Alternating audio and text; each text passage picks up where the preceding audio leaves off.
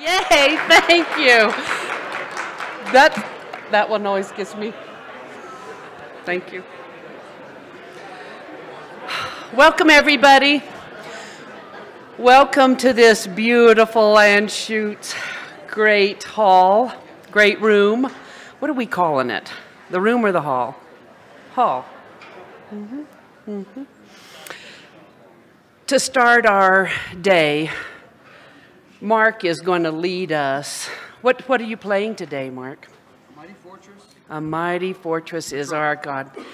And we're following the trumpet. So please stand and let's sing. And I'm not singing in this.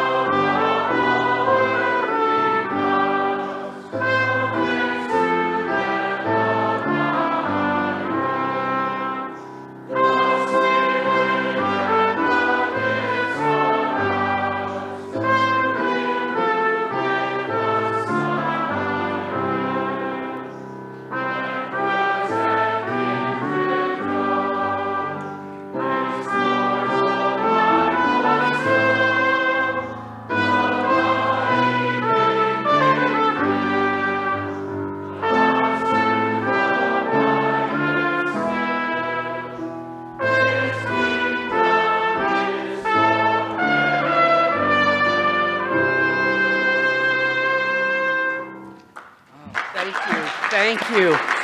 Please be seated. That song preaches. An ancient foe, but one word. Let's pray. Jesus, thank you. Thank you for this absolutely gorgeous day that you've given us. Thank you for this beautiful facility. We have so many things to be thankful for. So God, thank you for this Thanksgiving season that we start to enter. Make us truly thankful for all of the things. I just think every single one of us in here, regardless of the challenges that we face, and I know there are some serious challenges in here. Regardless of the challenges, we have a power through you that is just, thank you for it. Thank you. God, make us truly thankful this season, more than ever. Just remind us as we walk back and forth, remind us as we wake, remind us as we're trying to fall asleep, maybe with some things we're worried about. Just remind us how tremendous your power is, how much you love us, how sure we are that we can trust you. So God, thank you. Thank you for this day. Thank you again for this faculty and staff who have such wonderful gifts and talents that they bring to this institution. I am truly grateful and just amazed. Thank you. Thank you for these people. God, thank you in advance for the speaker and for what he will be talking with us about today. Thank you for him and his words and his mind and for the life that you have given him that brings him to this point. God, we just give you all of the praise and we pray all of these things in Jesus' name. Amen. Amen. President Sweeting, would you please introduce our speaker? Thank you, Sherry. Good morning, everybody. Welcome to our November Strategic Objective Workshop. For those who are listening in, we welcome you too, who are watching this from afar. And before I introduce our topic and our speaker, I want to introduce someone else. We announced a few weeks ago we have a new Vice President of Advancement, Eric Hogue, and he is with us today. He'll actually be starting in January, but he's doing a few early catch-up-to-speed trips. You got the press release about him that we sent out to everybody, but let me just reiterate a few things. Eric spent the last 6 years as the Chief Development Officer at William Jessup University in Rocklin, California. He is a graduate of William Jessup and Liberty, where he did his master's. He is, for years before that, was involved in talk radio with the Salem Communications, and we are thrilled to have him here. He loves Christ-centered, gospel-driven education, Christian higher education, and we're having a good time, and he hasn't even started. So would you welcome Eric Hogue? And Eric, come on up. Let me just say a few words. Thank you, Doctor. Thank you, Doctor. Thank you. Thank you. Thank you. Dr. Sweeting, thank you. I am an extrovert by nature, but I do listen very well. Sherry said, what do we call this room? That is my job to find a name for the room. I get those things, and the CFO applauds with that. So it is an honor to be here, and that word honor is from the sincerest part of my heart. My wife and I are overjoyed with where God is taking us and the ability for us to join you here in some heavy lifting. If you would be in prayer for our family, we got some tumultuous months coming up here next 3 or 4 months, especially my wife. She's the better 2/3 of the marriage. When she gets here, you'll be happy. You'll have to put up with me. But thank you so much. We are giving God great praise and great glory for what he's doing, and we're excited to join you. Dr. Sweeting. Thank you, Eric. And let me also thank those of you who are praying along with us for this whole process. It was a long process, but we're glad we're at this point. Very, very glad. By way of introducing our speaker, I want to read a verse of Scripture and then just talk about the topic for a minute. Romans 12, 1 and 2, Paul writes, I appeal to you, brothers, by the mercies of God, to present your bodies as living sacrifices, holy and acceptable to God, which is your spiritual worship. Do not be conformed to this world, but be transformed by the renewing of your mind, that by testing you may discern what is the will of God, what is good and acceptable and perfect. That passage speaks about having a new kind of mind, a mind for God, a Christian mind. One of our strategic objectives is teaching students how to think for themselves, but how to think, and how to think under Christ. And that's our job, and that's something that I'm still learning how to do, and if you're faculty, I know you're still learning how to do. We need help. Years ago, in 1963, a Brit named Harry Blamires wrote a very important book called The Christian Mind. And he wrote about it, and Blamires said this, we speak of the modern mind, of the scientific mind, using that word mind of a collectively accepted set of notions and attitude. On the pattern of such usage, I have posited a Christian mind, chiefly for the purpose of showing it does not exist today. Blamires went on, he says, there is no longer a Christian mind. The Christian mind has succumbed to the secular drift with a degree of weakness unmatched in Christian history. And then Blamires went along to challenge that generation, to start to think Christianly about whatever they do. That's been the challenge. There have been many other books that have echoed that through the years. And so a couple years ago, I was in a used bookstore in Orlando, Florida, and I saw this little book by James Emery White, who I didn't know, and it's called A Mind for God. I've since given away a ton of them, and actually we have a number of them on a table afterwards. If you don't have a copy, you can buy one afterwards. But I read it, and I was just fascinating because he did in a short space what I think needed to be done and points us in a direction of how to have a mind for God. In his book, he says, thinking Christianly, the purpose of this book is to think Christianly. While short in length, it sketches out a very large challenge and investment to develop our minds in light of a biblical worldview that is then used to think Christianly about our world, or we could add about history, about science, about psychology, about math, about music, about every discipline and every calling that people come to us to get trained for. So with that in mind, I thought I would like to give this guy a call. We talked, and I invited him, and Jim graciously agreed to come all the way from North Carolina to beautiful Colorado, where the mountains are a little different, right? They're a little bit, they're not as round and green, because North Carolina is a gorgeous state, but the Rocky Mountains have just that uniqueness all of their own. So let me tell you a little bit about him before he comes up. He is the founding pastor and senior pastor of the Mecklenburg Community Church in Charlotte, North Carolina. This church began with a single family and has grown to more than 10,000 active attenders on multiple campuses. They experienced more than 70% of their growth through people who have not previously attended church, so unchurched people. He is also an adjunct faculty member of theology and culture at Gordon Conwell Theological Seminary. He was the 4th president of Gordon Conwell Theological Seminary. He's written more than 20 books. He received his PhD from Southern Seminary. He has served as a visiting professor at New Orleans Seminary, Southern Seminary, Southeastern Seminary, Moscow Theological Institute. He has really, his roots are in North Carolina, but he's actually spent some time in Colorado and in the West here. He has 4 children, 7 grandchildren. I'm thrilled that he took the time out to be with us, to help us have a mind for God. So would you welcome James Emery White to Colorado Christian University.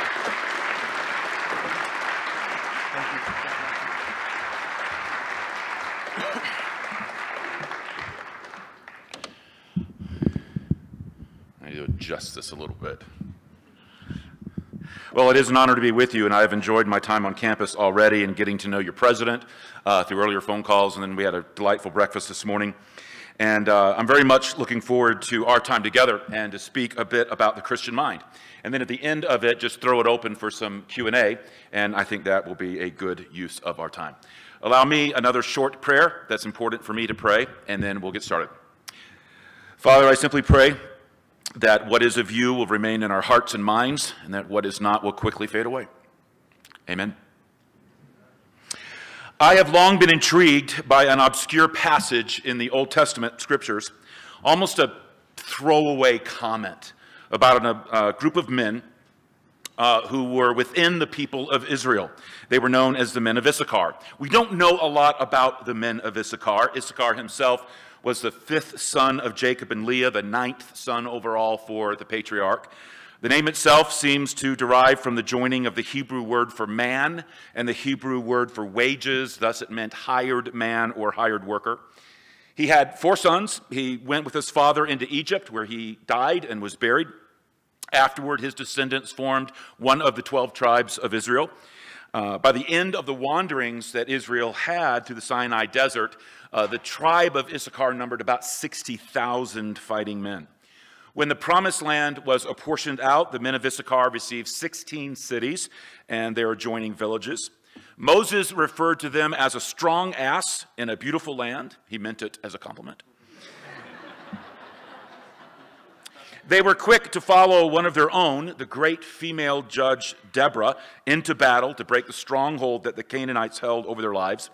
There was a minor judge named Tola, who was also among their number.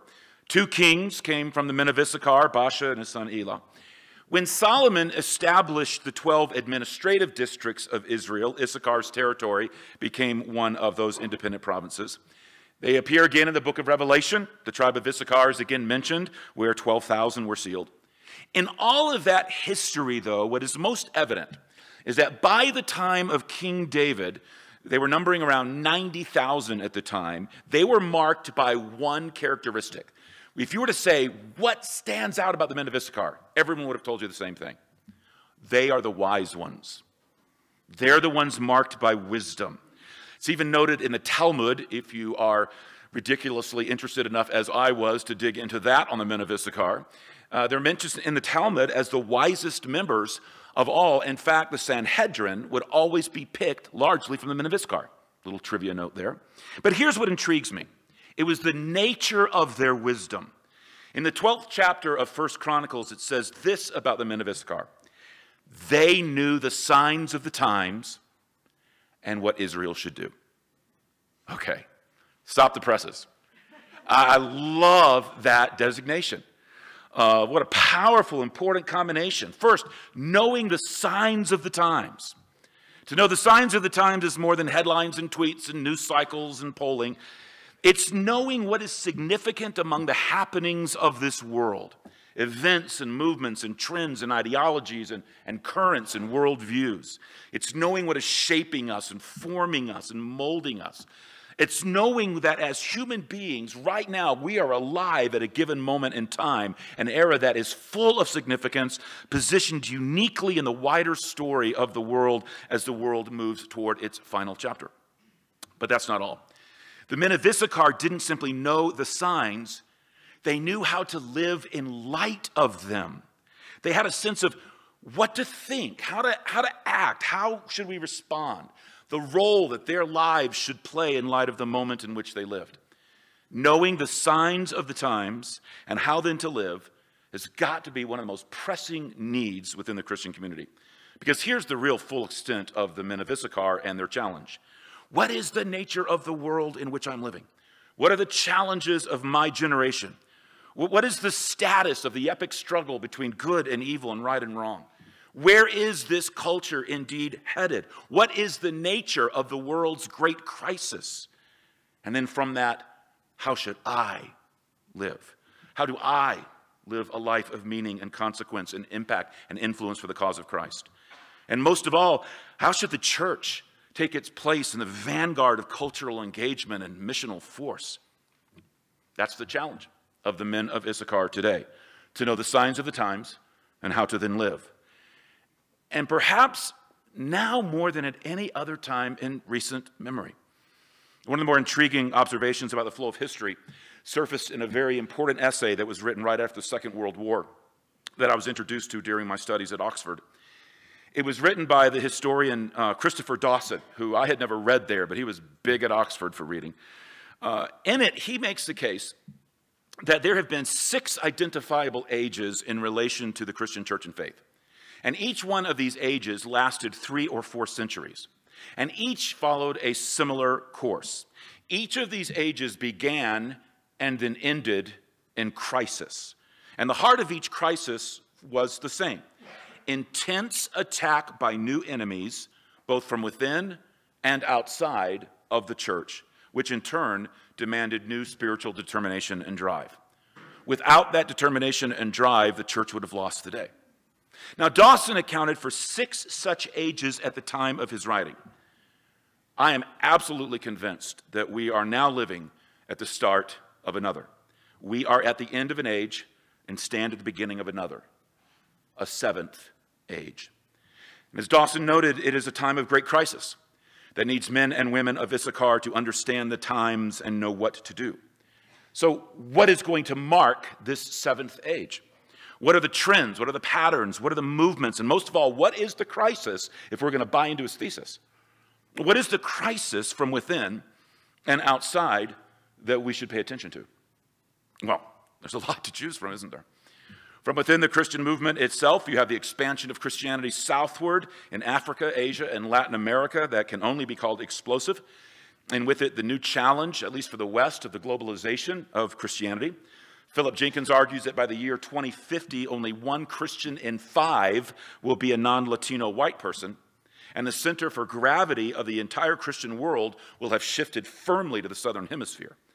Now, the challenges that this will bring are enormous, including the relationship between the Western and the non-Western church, which has not always been an easy one if you know your history. Another significant challenge is the continued rise of Islam, and whether Islam will modernize peacefully, or whether we will continue to have what Samuel Huntington called the clash of civilizations, which has defined our world since 9/11. So really, the question is, will it be something of the model of, say, Indonesia, or it will be the model of ISIS? Of equal global importance is what will lead China once Marxism fails, and many believe its days are numbered. Will it be an authoritarianism? Will it be a national socialism? Will it be a type of Buddhism? Or will we see for the first time what the rumblings of the powerful underground Christian church really look like? Another major crisis to be reckoned with on a different front is the radical redefinition of the most foundational institution within creation itself, marriage and family. No longer is family defined as a male husband and a female wife, much less children. You have male with male, female with female, children with surrogates, multiple parents, polygamy, polyamorous unions. It's a new day where the very idea of family is being redefined, if not jettisoned entirely. But even beyond family is the challenge brought to the very idea of what it means to even be human. I've long told my graduate students that the doctrine of humanity is by far the most pressing doctrine of our day, hands down.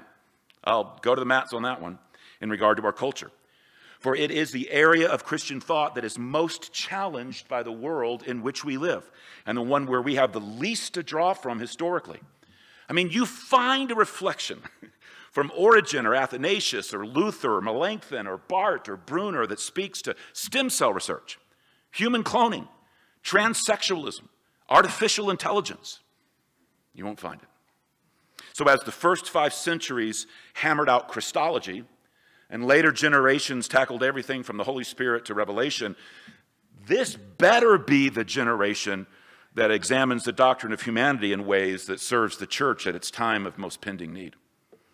But the most profound cultural challenge, I believe, is the one that encompasses all of this and more. It's the context itself. And here it is. The great crisis of the 7th age is that there has been a second fall. The first fall, as I'm sure you're well of, led to God's expulsion of human beings from the Garden of Eden. The second fall is when we returned the favor. In our world, most people lead their lives without any sense of needing to look to a higher power, to something outside of themselves. Leaders of science and commerce and education and politics, I don't care about their personal convictions, regardless of their personal convictions. The vast majority have ceased operating with any reference to a transcendent truth, much less a God. Call it functional atheism. This is a new and profound break with the history of Western thought and Western culture. Because even among those times and places that might be termed pagan, they were never secular. True secularity, in the sense that we have it today, has never been known. Because whether it was the God of Abraham, Isaac, and Jacob, or the gods of Greece and Rome, there were gods. You were looking to something outside of yourselves. It would have been alien to anybody's thinking to begin and end with themselves alone in terms of truth and morality. No more. The second fall changed all of that and now shapes the world in which we live. And it is in that deeply fallen world that we do indeed live. There's a lot of things that we need to do to rise to this moment. One, obviously, is to develop our souls, become so formed in Christ that we truly have something to offer the world that it does not already have, that when someone is around us, they just smell something not of this world. Then there's the critical importance of answering our vocational calls, following God out on the adventure of faith, following God out and taking our place on the stage of the great redemptive drama.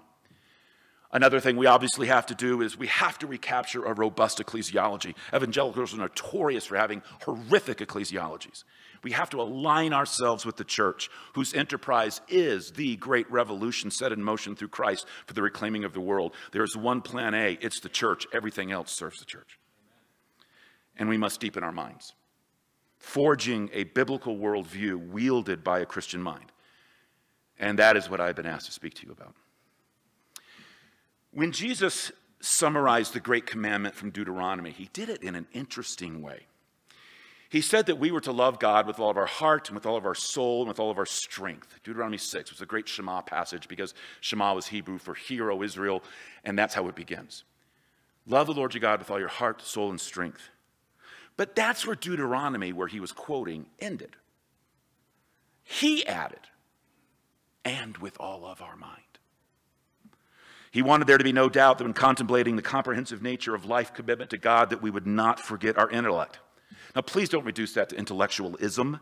It's deeper than that. The biblical vision of the role of the mind is at the heart of the renewal of character and culture.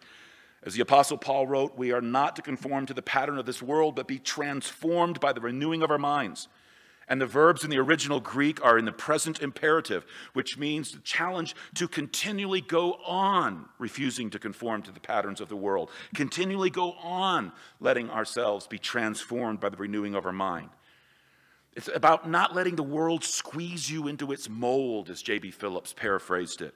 Or as Eugene Peterson took a shot at it, don't become so well adjusted to your culture that you fit into it without even thinking. That's the heart of the matter, isn't it? To not become so well adjusted to our culture that we fit into it without even thinking, that we embrace it without discernment, that we mirror it without conscience. I mean, let's be honest. We're imitative by nature. We adapt, we conform to our surroundings. If we're to avoid becoming absorbed in the surrounding culture, then we will have to take a stand, draw lines. We're going to have to see clearly. We're going to have to discern with wisdom, and that's going to come through the renewing of our minds. So no wonder we read in the great wisdom literature of the Old Testament and Proverbs that classic line that as someone thinks in his heart, so is he. As you think, so are you. Yet, as mentioned earlier, Harry Blaumeyers went so far as to say there is no longer a Christian mind. A Christian ethic, a Christian practice, a Christian spirituality, yeah, but not a Christian mind. Or as Mark Knoll famously noted, the scandal of the evangelical mind is that there's not much of an evangelical mind. And I'm sure many of you know the research of Christian Smith on young Christians. What he's found, and I quote, that the language and therefore experience of Trinity, holiness, sin, grace, justification, sanctification, church, Eucharist, heaven, hell, appear among most teenagers in the United States to be completely supplanted by the language of happiness and niceness and an earned heavenly reward. This is what he writes. It is not so much that U.S. Christianity is being secularized. Rather, more subtly, Christianity is either degenerating into a pathetic version of itself, or more significantly, Christianity is actively being colonized and displaced by a quite different religious faith. So when Mark Knoll wrote that the scandal of the evangelical mind, what he's saying, his lament was largely, if you've read him, that the mind possessed by Christians wasn't being applied.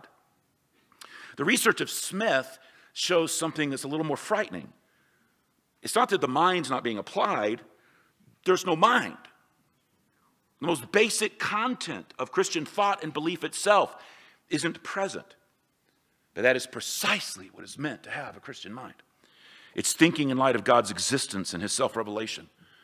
Or as that great novelist Flannery O'Connor would refer to herself, it is being a Christian realist, which reflected her conviction that she lived in the presence of certain theological truths, such as the doctrine of creation, the doctrine of fall, the doctrine of redemption. And these were not simply matters of subjective belief for her. They were part of the nature of reality, as solid as the laws of physics. But the problem is that most Christians are not thinking about those things in that way. Most people aren't thinking at all. I once read of a woman who invited a philosopher on behalf of the Chamber of Commerce to speak to a group of young leaders. And when she made a request, this is what she wrote to the philosopher. She said, when I was 18 and in college, we used to sit up late at night and talk about important things. God, death, good, evil, meaning, love. Now when we get together, all we ever talk about is what the kids are doing, what's on sale at the mall, who Notre Dame is playing in football this week. Could you come and speak to our group and maybe help us start talking about the big issues again? We all need to start talking about the big issues again. But the call runs deeper. We need to think about these issues in light of our faith. This is so important because we tend to succumb to a kind of compartmentalization over against an integrated worldview that addresses the variety of life. See, a compartmentalized mind is one that separates all the investments of life into all these different categories. So you've got job over here, family over here, what you last binged on at Netflix over there. You've got what you had in your quiet time over here, and then the latest posting of Facebook over here. Okay, but all of them are all their own little fiefdoms, their own little categories. Your thinking about one never informs your thinking about another. So you can be a Christian, for example, and not reflect about something like technology in light of your faith. Or even worse, never have the thought of reflecting about technology in light of your faith come to mind. I mean, have you reflected theologically and Christianly about the iPhone 10? Or is it more about when am I going to get it? It's something worth thinking about in so many different ways. So an issue related to, well, let's just say the outsourced morality that's inherent within much of artificial intelligence, or how artificial intelligence itself brings to question what it means to be a human. And the leading people in technology are now calling for something called Life 3.0. We're 2.0, but that's Life 3.0. If you're not aware of this conversation, oh my. So when something like that happens and you have those kinds of conversations, it's seldom being met with a seasoned reflection upon the scriptures in light of the nature of humanity or the doctrine of creation or the importance of moral will. And these are huge conversations. There are more conversations happening right now about ethics in the secular world than within the Christian world. The leading issue right now within artificial intelligence is morality. On the simplest of levels, programming a self-driving car. In a case of a choice, who does it kill? Which life does it save if it's put in that situation? And that's the tamest of conversations that are happening. Instead, what happens is we simply often in the Christian community sit back, listen to what a particular technological breakthrough will mean for the quality of our life, marvel at progress, and privately wonder whether we'll be able to afford it. And when we do that, the world of technology becomes distinct from the world of faith. And it's the same with the worlds of film and literature and economics and politics and science. Many never integrate these areas with thoughtful reflection in light of a Christian worldview. And worldview is a key word. It's kicked around a lot, but boy, it needs to be understood. The term itself suggests a lot more than a set of ideas by which you judge things. It's a way of engaging the vast array of human thought and creation from a Christian perspective. Whereas Jonathan Edwards once contended, the basic goal of any intellect is to work toward the consistency and agreement of our ideas with the ideas of God. When we do, then you start marshaling cultural power. Then you start marshaling cultural influence and impact. Let me take you on a little journey about how this can work. Think of the question, where did we come from? There are a limited number of answers. You can say we came about by chance, which is the naturalist contention. You can say, well, we don't even really exist. That's the Hindu response. Or you can say we were spoken into existence by a superior, supreme being such as God. For the Christian, the answer to where we come from and who we are gives us a foundation for thinking that no other answer gives. And if we wield it and apply it to our thinking accordingly, it leads us onto the front lines of cultural engagement. For example, because we were created, that's our worldview, we think there's value in every single person. There is someone outside of our existence who stands over it as authority, and there is meaning and purpose to every life. Okay, what would happen if you added that up? Well, you get someone writing these words. There are two types of law, just and unjust. A just law is a man-made code that squares with the moral law or the law of God. An unjust law is a code that is out of harmony with the moral law. Any law that uplifts human personality is just. Any law that degrades human personality is unjust. All segregation statutes are unjust because segregation distorts the soul and damages the personality. When Martin Luther King wrote that letter from the Birmingham jail, his argument was based on the worth of human beings bestowed by God. Who cares what other people say? Who cares? I'm operating on a different worldview. I don't care what other humans have to say. King laid claim to a law beyond man's law. No other worldview would have given King the basis for such a prophetic stance. So, make no mistake about the nature of our challenge. As John Stott once wrote, we may talk of conquering the world for Christ, but what sort of conquest do you mean? Not a victory by force of arms. This is a battle of ideas. This was the concern of Paul when he wrote to the Corinthians, where he reminded them, we do not wage war as the world does. Okay, so how do we do it, Paul? We demolish arguments and every pretension that sets itself up against the knowledge of God. And we take captive every thought to make it obedient to Christ. Okay, this is the double-edged sword of our day. Apart from a Christian mind, we will either be taken captive by the myriad of worldviews contending for our attention, or we will fail to make the Christian voice heard above the din. Either way, we either begin to think or we lose the fight. Now more than ever. I was thinking about how in 1995, Tom Cahill came out with a wonderful little book that was pretty provocatively titled. He titled it, How the Irish Saved Civilization. And Ireland, contended Cahill, had one moment of unblemished glory. That's all he would give them, one. He said that as the Roman Empire fell, and as all through Europe, these matted, unwashed barbarians descended on Roman cities, looting artifacts and burning books, the Irish, who were just learning to read and write themselves, took up the great labor of copying all of Western literature. And then missionary-minded Irish monks brought what had been preserved on their isolated island back to the continent and essentially refounded European civilization. And that, Cahill concludes, is how the Irish saved civilization. And I think he's actually quite right. But there's more at hand in his study than meets the eye. Beyond the loss of Latin literature and the development of the great national European literatures that an illiterate Europe would not have established, Cahill noted something else, almost as a footnote, that would have perished in the West. He said we would have lost the habits of the mind that encouraged thought. Now, why would that matter? Let me read what he says.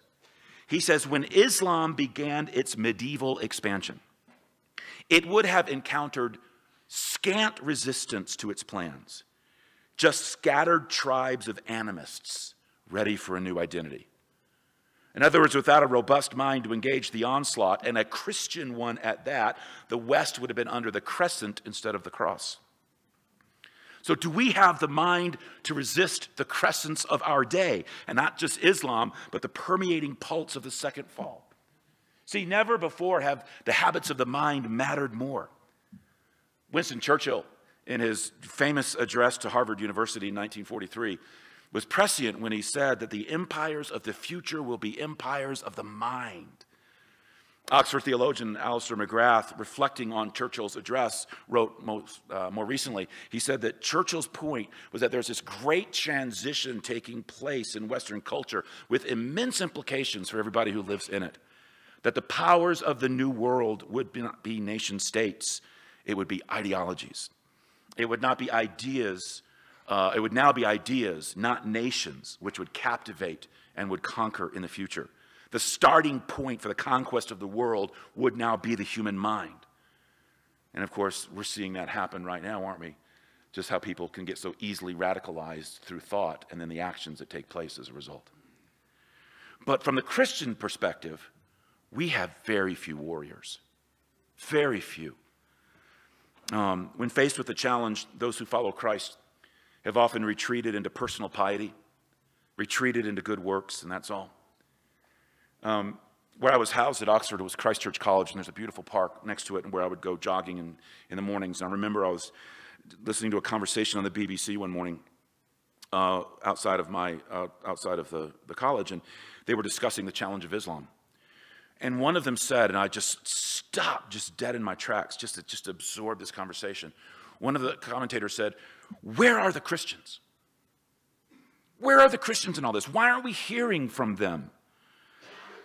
And then he said, all Christians seem to be able to offer are mere feelings and philanthropy. And then speaking specifically to the challenge from Islam, he said, what is needed is more hard thinking applied to the issues of our day. He's right. So how does that happen? I mean, beyond just the admonishment that I've been in to all of us for the last 20 minutes. How do you develop a Christian mind? Well, I don't want to get so basic that it's of no use, but the heart of it really is elemental. And so let me lay it out and then talk about it a bit. It's reading and then thinking about what you just read. Okay? It's reading and reflection. Let's begin with reading. In 1170, a monk in Normandy wrote that a monastery without a library is like a castle without an armory. Our library is our armory. St. Cyprian of Carthage wrote, be assiduous in prayer and reading. In the one you speak to God, in the other God speaks to you. Even earlier came the Apostle Paul's request of Timothy. Do you remember this? Tucked away, 2 Timothy chapter 4, the last verse. He said, his last request of Timothy from his prison cell, be sure to bring me my books.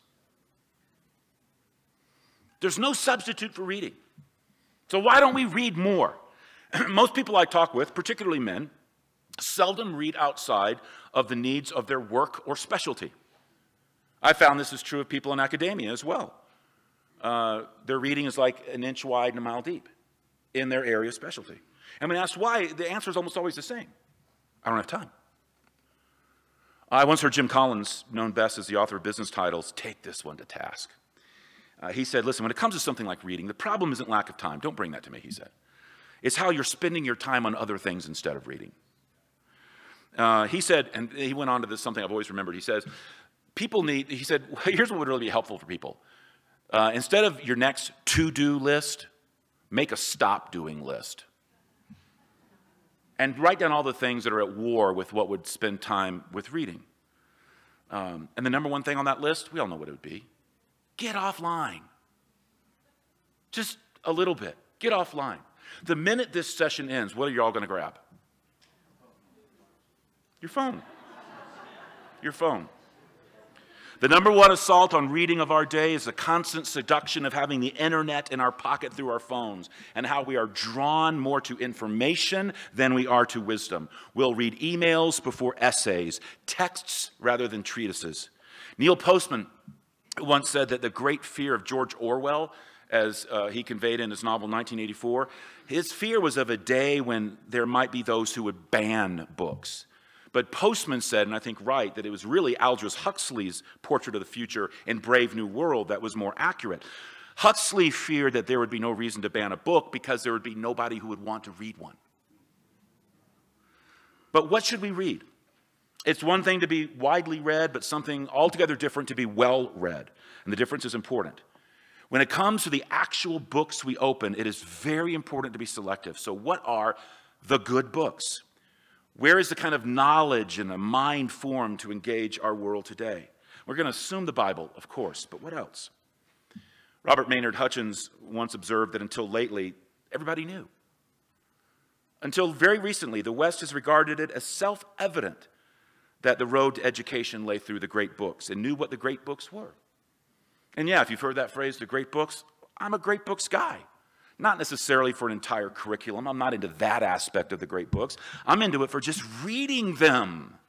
Just being men and women of God who are well-read. And what are the great books? Well, the great books are those writings that have most shaped history and culture. Civilization and science, politics and economics. And if you want to engage our culture, read the books that shaped it and made it. The ones that prompt us to think about the great issues of life. I love how C.S. Lewis just called them the old books. He said, if I could just get people reading the old books. And then he said they would be able to think new and engage today. Everybody said, people say, how is Lewis so on top of culture? He said, I read the old books. He argued that the old books were needed to confront our current age's perspective and to realize how insane it is. In my book, A Mind for God, which I saw some out there, I propose a listing in the appendix of about 150 titles that would be a great start. From Plato to Augustine, Chaucer to Shakespeare, Descartes to Pascal, Hume, Rousseau, Kant, Kierkegaard, Darwin, Freud, Dostoevsky, Camus. But there's more that should feed our mind than just the great books. But if we fail to read those, we miss out on the great ideas. But then, layered on that, it needs to be a careful engagement of what is being written now that is influential. Like what right now would be the most influential book shaping technology leaders? What now might be the most influential book shaping economics or something of that nature? So, coupled with that reading, though, must come reflection, because reading alone is not enough. If we're to nurture the life of the mind, we must protect the time it takes to practice it. Most think this means time devoted to study. I think it really means, yes, study, but time reflecting on what you studied. Just reflection. I think this is what sets a Christian mind apart from all others. Is after you've read or engaged content, prayerfully reflecting on what you've read. See, it's been said that the electronic world, what has really resulted is a speeded up mind, where we don't take the time to think. But that's exactly what we need. We need a slow down mind. And reflection takes the one thing also that we don't cultivate. Silence. Silence. Quiet. Our lives are so filled with noise, and it's at war with reflection and deep thinking. I was just reminded of this just on the flight over here. I brought a couple of books with me, and I started to read one on the plane, and the guy instantly next to me got on his phone and started jammering about something and calling this young gal Turkey, I think. I can't remember what his nickname was for, but anyway, it was driving me nuts. And I realized that as I was reading this book, it was a fairly dense book, that I couldn't really read while he was talking. I just had to shut it up and just wait till he was done so that I could really engage it again. And if that's the case with reading, how much more so with just thinking? I don't mean to bring up Lewis so much, but another thing that Lewis said that I think is often missed. Do you remember that line in Screwtape Letters where Screwtape said, you know what our goal is, don't you? We want to fill the world with noise so they can't hear anything. And he didn't mean sound necessarily. Now, the dynamics of reflection are not difficult to process. Christian reflection involves times of silence and solitude, prayer and immersion into the scriptures, bringing the Bible to bear on something such as artificial intelligence, which is, I bring that up because it's easily where technology right now is most challenging intellectually and spiritually and morally. I think a close second is advances in gene therapy and where that crosses lines. But thinking about such things involves the Bible's foundational teaching on what it means to be human, what constitutes life, what constitutes a soul, and then reflecting on the implications of such truths in terms of the technological advancements and opportunities of our day. To fall back and simply declare, well, the Bible doesn't say anything about all that, is absolutely not true. Of course it has something to say about it. But its application takes a willing and applied mind bent on reflection. And the great Christian thinkers are the ones who take the time to do it. But it's not just rising to the challenge of new areas and technologies and knowing how to think about them. It's about dissecting culture in order to separate truth from falsehood, right from wrong, moral from immoral. And that takes intense reflection. I recall listening to a lecture by the great mystery writer, P.D. James. And I was invited to this little get-together to meet her, which thrilled me because I was such a fan. And she talked about the interplay of her Christian theology and her mysteries. And she said that she was often asked, how could she write about murder so much as a Christian? And her answer was that she was writing about the human condition, including sin. And murder just brought that condition into the clearest of lights. And she said she also liked separating fact from fiction.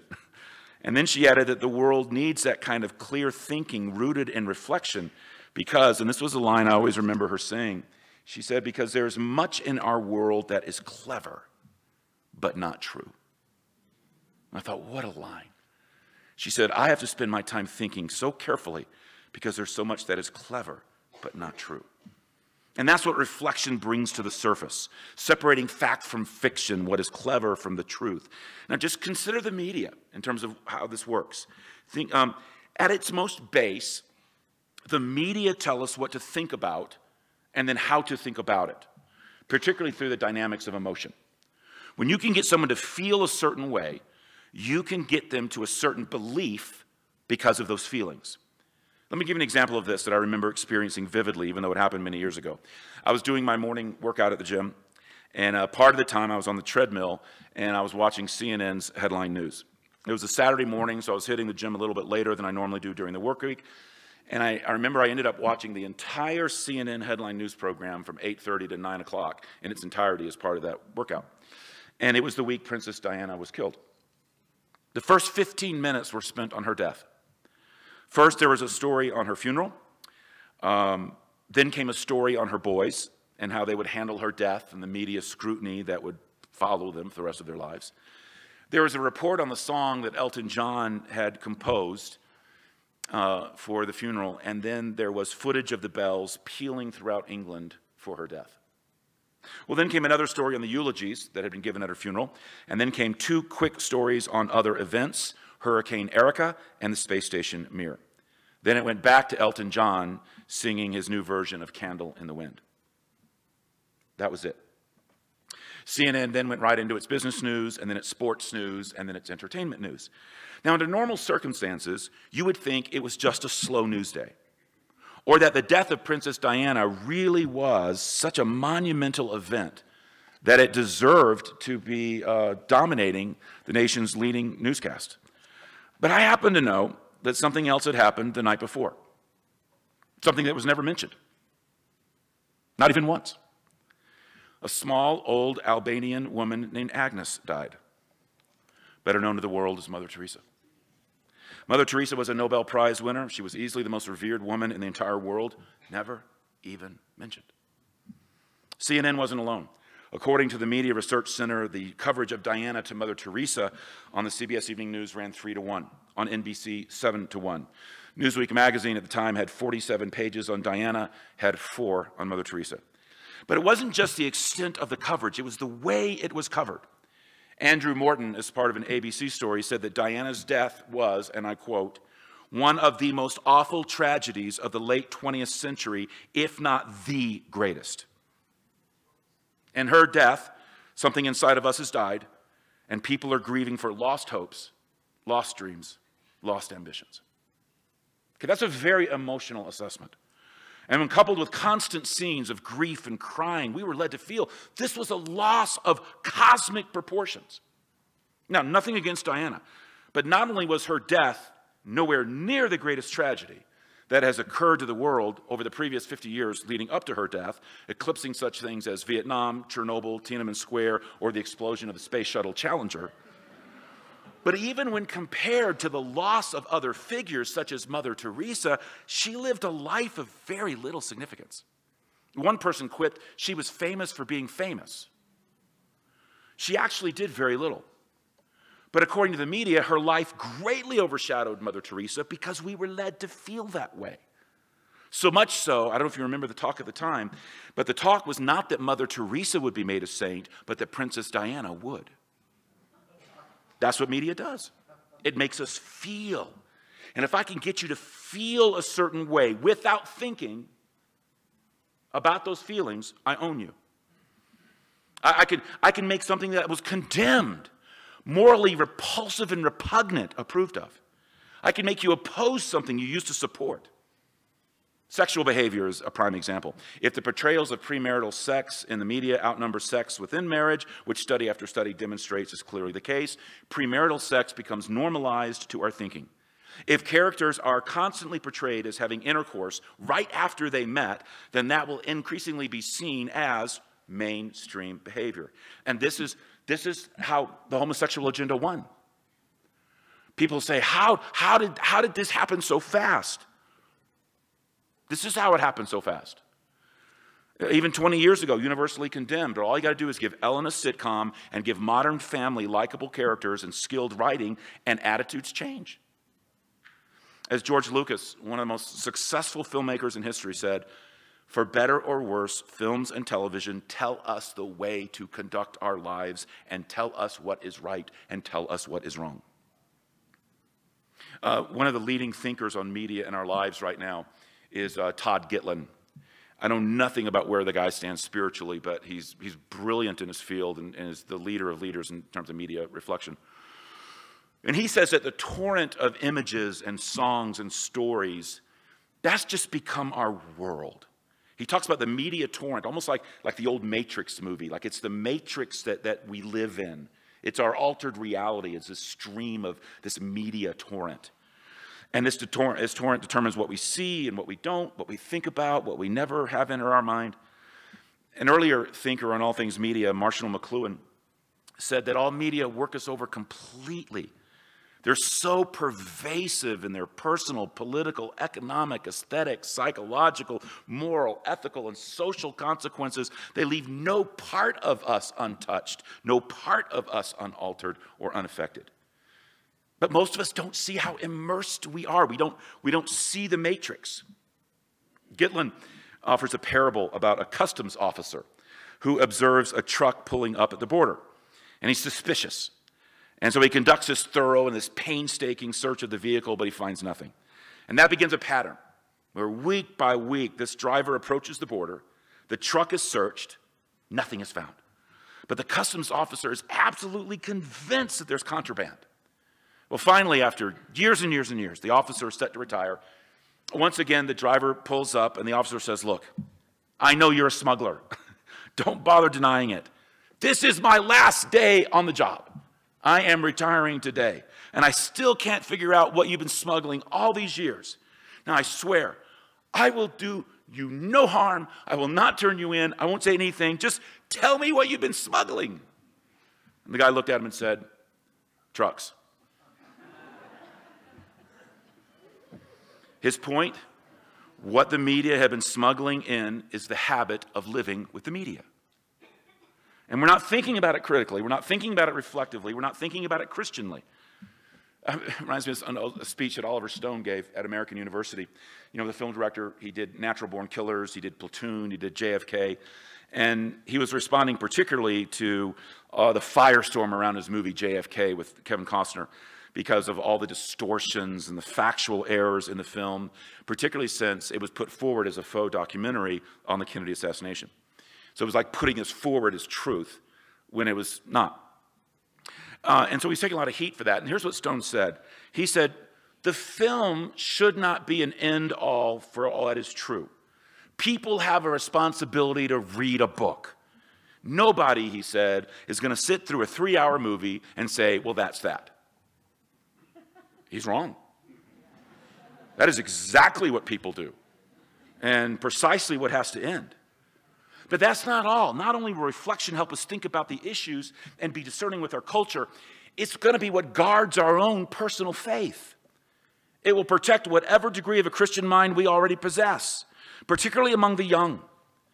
Particularly among the young. I just can get so angry at churches and parents, and it's a mutual responsibility, that never expose their children to the ideas and challenges that are indeed challenging the Christian faith today. And so the first time they hear any of it is at the hands of an intellectual predator at a secular university. And then they get so messed up and saying, I wonder what else they didn't tell me. And they're just not prepared. I remember, and yet they absorb it uncritically. When my oldest daughter was a freshman at one of the leading universities in the United States some years ago, I remember she called me right after her first history class. In her first history course, her professor took it upon himself to announce that the entire historical record upon which Christianity was based was untrue. First class freshman. That was his agenda. He said Jesus never claimed to be the Messiah. None of his followers saw him as divine until centuries after his death. None of the Gospels were first-hand eyewitness accounts. Jesus was not a religious figure. He was at best a political one. There was never an intent to form any kind of a church. There was dozens of Gospels floating around, all of which were thought to be sacred by the followers of the Jesus movement. And the 4 Gospels that we have in the Bible today are so riddled with discrepancies and errors that, they're worthless. In order to pass her first exam, she had to write that Jesus was born in Nazareth, that he was not born in Bethlehem. She had to deny Pauline authorship of 1 Timothy and maintain that the 4 canonical Gospels are in complete disagreement on all of the major facts surrounding the death of Jesus, including when he was crucified, whether it was after the Passover or before, and whether Judas committed suicide. Now, if you know anything about the secular university, you know that's tame. All of that is tame. That was probably a good professor. But I'll never forget my daughter calling me immediately after emerging from that first class, almost in tears, over the statements made by the professor about her faith. And this was a kid who had a firm worldview, coupled with years of reading and instruction, which enabled her to already know how spurious the professor's claims were. But she was so emotionally shaken that her most deeply held values and convictions had been defamed and assaulted so vigorously. But here's what really had her so emotional. I'll never forget her. She said, "Daddy, this is what really has got me so upset."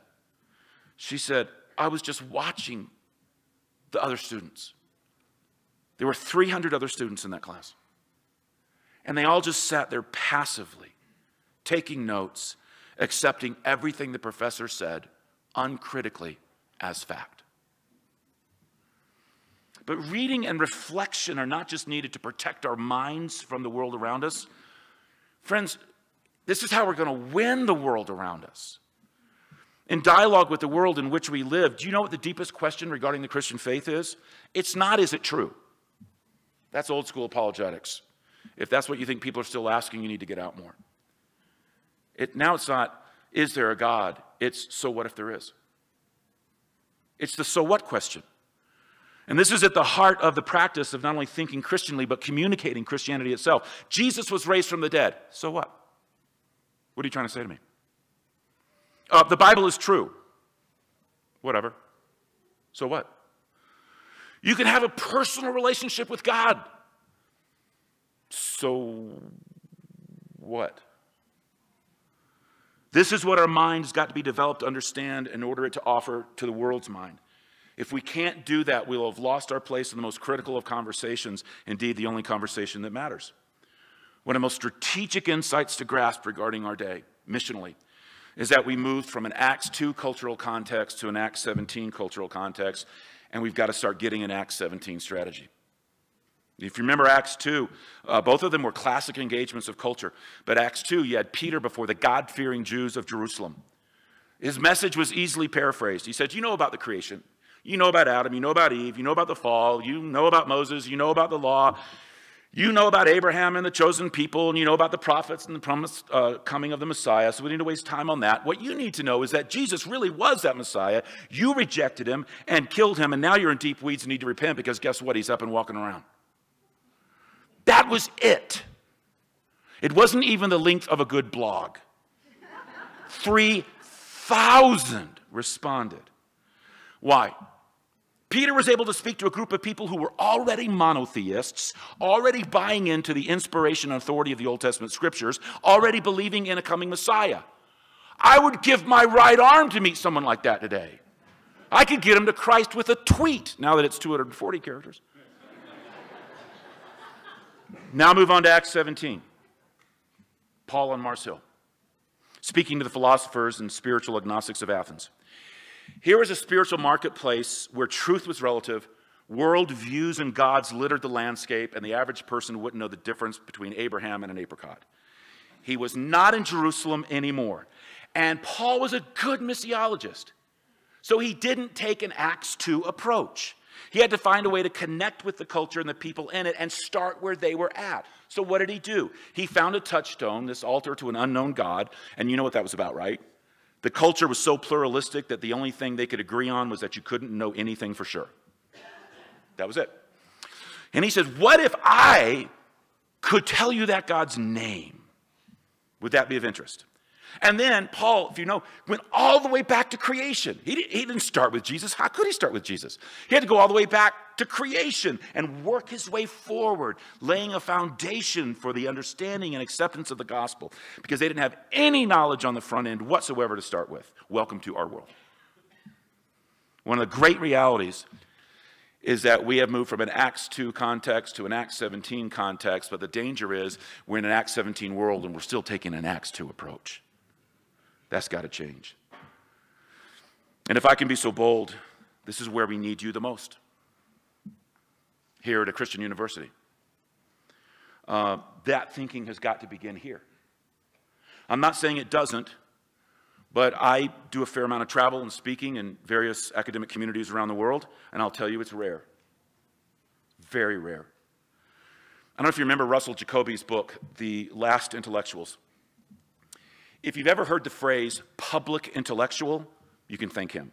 That's where it came from. His lament was how younger intellectuals had given themselves over to professionalization and academization. Unlike earlier intellectuals who tended to write for an educated public, Jacoby noticed something happening in his day, that all of the thinkers were flocking to the universities where the politics of tenure loomed larger than the politics of culture. Jacoby contended, that younger intellectuals became professors who then geared their work toward their colleagues and specialized journals. In an article in the Chronicle of Higher Education reflecting on his original thesis at its 20th anniversary, they invited him to write a thesis on the book at its 20th anniversary. Jacoby wrote, "The new thinkers become academic, not public intellectuals, with little purchase outside professional circles." Or as he wrote in his original work, campuses are their homes, colleagues their audience, monographs and specialized journals their media. His conclusion? Big brains, small impact. Now, Jacoby has then and has now his fair share of critics, most coming, as you might imagine, from the academy. He has been accused of prizing an anti-intellectual simplicity. I think he's spot on, and at least has an important point to make, which is the need for the true public intellectual, one who is neither anti-academic or purely commercial. Scholars who engage the rigors of the academy but refuse to bow down before its altar and become academics alone. People who work hard to write for mass consumption, but without the dumbing down that leads to error. My concern is that evangelicals are increasingly polarizing between a populist camp or a purely academic camp. The populist camp is atheological and devoid of any semblance of the Christian mind. They're often led by charismatic speakers of megachurches, and I can say that because I'm a pastor of a megachurch, so I'll go ahead and critique our own, who enter their pulpits armed with a few out-of-context verses slapped onto a manuscript that could have been copied from the latest Oprah. This has been widely condemned, and rightly so. But less critiqued are those in the purely academic camp. I remember attending the annual meeting of the Evangelical Theological Society and writing down the titles of some of the papers that were to be presented. This was just what I randomly wrote down. The 16th century Basel City Council. Isaiah's Leviathan in his Near Eastern context. The story of the Bulgarian Bible. Aristotelian anthropology and Melanchthon's shift on free will. The 6th century debate over the shape of the earth. And here's my favorite, Jesus and Jewish menstruation traditions. Now, there were a lot of good and noteworthy addresses, but let the point at least be entertained. Academization can be as vacuous as commodification. We need the middle ground of the public intellectual. Case in point, the greatest apologist for the Christian faith of the 20th century, the most influential Christian intellectual of the 20th century, was an academic. But it wasn't the academy that gave him influence. C.S. Lewis was discounted by his fellow academicians first because of what he chose to study. I don't know if you know this. As Alan Jacobs has noted, when Lewis began his career as an English literature don, he was entering a field that was very popular with students, but highly suspect among his fellow academics. It was almost like if somebody says, I want to major in pop culture and teach. Not to mention his effort to write popularly for mass consumption, and it didn't help that he was attempting to popularize Christianity. It began to be said regularly of Lewis that he was wasting his time on cheap, popular sermonizing and science fiction, time that would have been better spent on scholarship. Now, it's not that Lewis wasn't an able academic. I don't know if you've ever read his book, Poetry and Prose in the 16th century. Landmark to this day in academic circles. But in many ways, that's the point. How many people ever know that Lewis wrote poetry and prose in the 16th century? Most people, how many know that's considered the greatest of Lewis's academic writings? How many do you even know that it existed? Lewis' brilliance lay in the popular communication of ideas, which I would argue is the work of the academy at its most impactful. In one of his letters, this was to a priest who wanted Lewis to write a book committing Christianity to the workers. Lewis offers the following, and again, this is so interesting. He said, "People praise me as a translator, but what I want is to be the founder of a school of translation. I am nearly 47. Where are my successors? Anyone can learn to do it if they wish. I feel I'm talking rather like a tutor, forgive me, but it is just a technique, and I'm desperately anxious to see it widely learned." And the "it" in that last sentence is simply the translation of Christian thought into vernacular terms that ordinary people can understand. We need more translators, which means we need more public intellectuals, which means those of us in this room are most uniquely poised to be. You're the ones who are most able to model that, most pass it on, and to do it in a way that engages the world at its point of greatest need. Okay, I've covered a lot of ground. Let's have some discussion, and I'll attempt to engage any questions you might have with our last, I think, 15 minutes or so that we have. I think someone's coming up to moderate this. Thank you.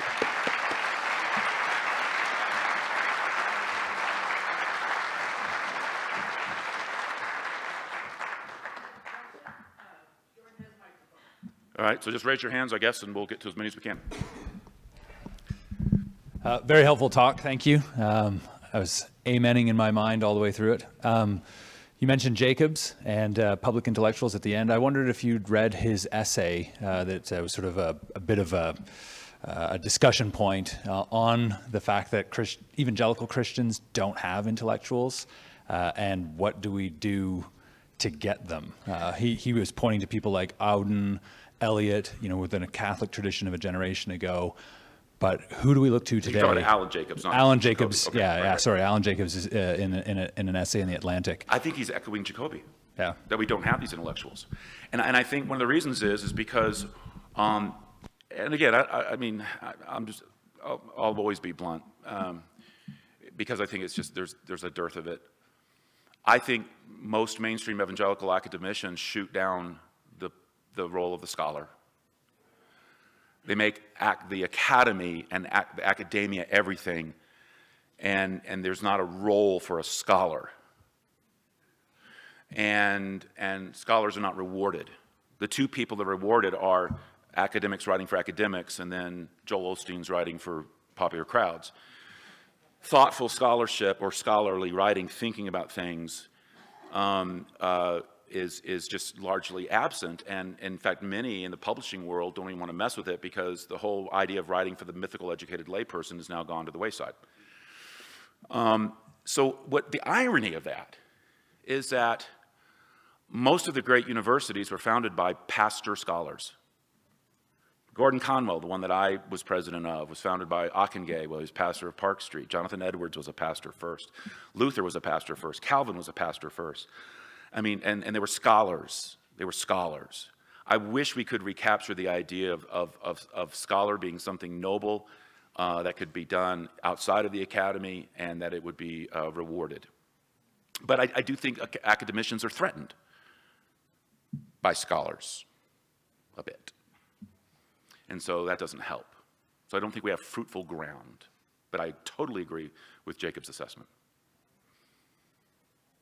And the reason he's so good is because he's a scholar before he's an academic. And he's a good academic. Yeah. Yes, sir. Thank you very much for your talk, and thank you for your book as well. Chapter 4, you talk about lost tools of learning. And you mention about getting an education, and you talk about the church's educational ministry. What do you think the current status of the church's educational ministry is? You know, you wrote the book in 2006, so what has changed in the 11 years since the book? Yeah, a lot. My more recent work at Culture has been on the rise of the nuns and Generation Z. Those are my two latest books, The Rise of the Nuns and Meet Generation Z. I think that you're in the midst of a sea shift right now happening with the church and education. I was talking with your president about this earlier today. The larger churches, if colleges and particularly seminaries could hear what pastors of large churches are saying to each other, it'd scare the crud out of them. Because essentially what a lot of them are saying is, we try so hard to work with you, you don't want to work with us. It seems like all you do is throw rocks at us, so we're just going to do this ourselves. And since more and more churches are hiring from the marketplace and they're assuming the role of theological education themselves, and they have the resources to do it because they become many denominations, they're just going to be left in the dust. A lot of educational institutions. There needs to be a real robust partnership explored between the local church and educational entities. Because if I hear one more time someone say, well, of course our job is to serve the church, then serve it. Quit treating us like a pay, pray, and stay out of the way entity. Because that's the way it is. No, I mean, bring us as partners to the table and really start serving the educational needs that we have, particularly for ministry and such. And so I think that's a big change. And I'd also think that more and more churches are taking seriously the idea that discipleship can take on another level too that is very educational in nature that used to be Bible college. For example, at MEC, we have this thing called the MEC Institute, which is kind of a community college vibe to our church and our community. And we offer classes as rudimentary as how to pray all the way up to graduate level courses in systematic theology. And every semester, every quarter, there's just a whole new bunch of classes. And so we're taking education very, very seriously. And I think more and more churches are taking that on. And I just think you're going to see more and more of that. And I think that eventually we're very close. I don't want to sound prophetic. I do think that you're going to see the traditional role of seminaries providing seminary education being increasingly provided by the large churches themselves to the people that they're hiring. Right or wrong, I'm just saying I think you're going to see that. That's a bit of a segue in the question I had. From your standpoint, can you, you observe culture, you're obviously quite aware of what's going on. Can you comment on the rise of the internet church and the internet campus that all the large churches have? Yeah, and we've got one too. But we would not call it the fullest expression of the church, because I do think that you can't let technology define the biblical vision and idea of church. Church itself is a sense of community. It is the sacraments. It is pastoral leadership. It is the one another's. It's a whole host of things.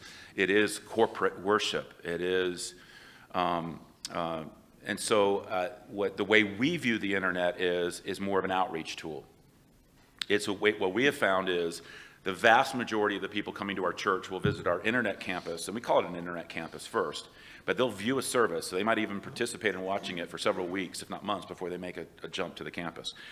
But I would say, biblically and theologically, that can't be the end all. You can't call participation on an internet campus the fulsome biblical expression of what it means to be part of a local church. I just don't think that you can. And so we view it as an outreach tool. And then if there's someone who physically can't, like a shut-in, this is all that they have, well, then I think that then what it is it's them doing the best they can to stay part of the local church. Unless you have something more pointed to add, that's what I would say to that. I do think that more and more churches are doing it, and I think rightfully so, because it's such a huge outreach tool. They will go to that campus first before they go to your regular one, always, to check it out, because just to see how weird it's going to be. Hi, great talk. I was wondering if you're familiar with the works of Dr. Dallas Willard and could make any comments. It seems like he's same sorts of ideas anyway. Well, I mean, his thing is more spiritual formation than intellectual formation, but a lot of it is obviously inextricably intertwined, because your mind is your soul and your soul feeds your mind, and so it's hard to separate them. It'd be an artificial separation. I like a lot of what he's written. I wish he wrote it shorter. It's very, you have to get read a lot to get the heart of it. But then again, I wouldn't want to trade away a word either. So it's kind of a lover's quarrel. The biggest thing that I think that he would bring to this conversation that we didn't get into, which is the heart of discipleship, is the heart of actually doing the things Jesus did to become the person and live the life Jesus lived. That sentence is everything Dallas Willard wrote. And yeah. Thank you. Again, thank you for your book. One of the 4 points that you make in terms of the issues we're dealing with them is moral relativism. And we are steeped with that with our students coming in. Can you give us some ideas about things that could be done within the classroom and outside of the classroom that can at least obviate, if not negate, that? I would strongly encourage, this sounds so self-serving, but I'm just still going to say it. I wrote the book, so it would serve. I would strongly encourage you to get the book, Meet Generation Z. All of you who are faculty and staff of this university is going to hit you next year. Next year is probably the first year you're really going to feel Generation Z. And if you're just now catching up with millennials, stop trying. Generation Z is your future. It's your life. They're the largest generation on the planet right now. They're larger than millennials. And they're a fascinating bunch. And their moral relativism is going to make millennials look like right-wing conservatives. And largely the big, and here's why. And I know you saw some of this with millennials, but this is in the DNA of a Gen Z. Acceptance is their ultimate virtue. Tolerance is their ultimate virtue. And anything that goes against that is not just wrong or bad. You're literally immoral. Just like you're committing genocide. You're like with Hitler. And then you have to understand their dictionary. They use a term like acceptance, but their definition of acceptance is not relational acceptance or social acceptance. It is affirmation. You are affirming whatever choice they've made, affirming their lifestyle. So you can't, what Christians have fallen back on is, of course we'll be accepting. We won't do the God hates faggots stuff of the 80s that got us into so much ridiculous trouble. So yes, we'll repent of that and we'll understand that we have to be warm, welcoming, accepting, loving communities toward, for example, the LGBTQ community, even though we disagree with their choosing of a homoerotic lifestyle or embracing of it. So what happens though is that the Gen Z person says, no, you're still Hitler. Acceptance is not just being nice, it is affirming. It's affirming it. You don't affirm it? Okay, you're evil. So that's going to, and that's why the sexual fluidity that you see with Cara Delevingne or Miley Cyrus and some of these other celebrities, but it's just become widespread, the sexual fluidity and whole gender fluidity, is because the whole idea is not that they actually would say that they are homosexual in orientation. They just say, I want to be able to choose from time to time when I want to be, when I don't want to be. And I don't want to be typecast. So don't call me hetero, don't call me homo. I want to be whatever I want to be at the moment with whoever I want it to be with. And so there's that sexual fluidity, and the same thing with whether I'm male or female. I don't throw that on me either. And I get into all that in the Generation Z book. And I think so it's going to change how we approach talking about sexual matters and moral matters, because we don't have the common ground bridge to walk across that we used to have about there even being any sense of sexual identity. So it's like you can't talk about premarital sex. They don't even have those categories. Like, what do you mean by sex? I mean, you say, well, what do you mean? What do I mean? And they're going to say, you're obviously over 20. Welcome to my world, friends. So the book gets into that more than I could get into a soundbite, but I would start there. Yeah.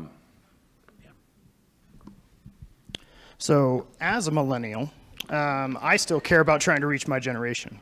So I have a lot of conversations with friends and who are Christians. Like, there was a movie recently that dealt a lot with assisted suicide, and the whole movie was on that.